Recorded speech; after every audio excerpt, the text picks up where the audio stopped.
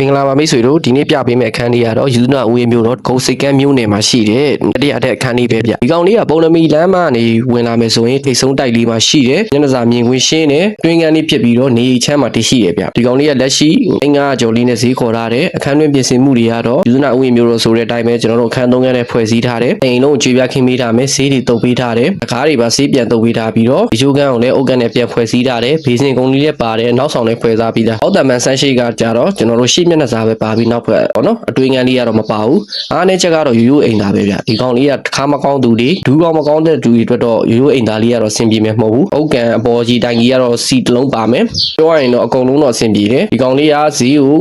985ဈေးခေါ်ထားပြီးမယ်ဒါပေမဲ့ပိုင်ရှင်ကငွေကင်ပြီးလာမယ်ဆိုရင်တိတိစဆိုင်နဲ့ညှိနှိုင်းပေးမယ်လို့တော့ပြောထားတယ်အဲ့တော့ဒီခန်းလေးကိုပြင်မာလာရောက်ကြည့်ရှုခြင်းနေမယ်ဖြစ်ဖြစ်ဆက်သွယ်စုံစမ်းမေးမြန်းလူလေးမယ်ဖြစ်ဖြစ်3940899995သို့မဟုတ်လူကိုယ်တိုင်ဖြစ်စေဖုန်းနဲ့ဖြစ်စေလာရောက်ဆက်သွယ်စုံစမ်းမေးမြန်းနိုင်ပါတယ်ခင်ဗျအားလုံးပဲကောင်းသောနေ့လေးပိုင်ဆိုင်ပါစေကျွန်တော်ဟိန်းထက်ပါစုံတီးကြည့်ရှုပြီးရတဲ့ကျေးဇူးတင်ပါတယ်ဗျ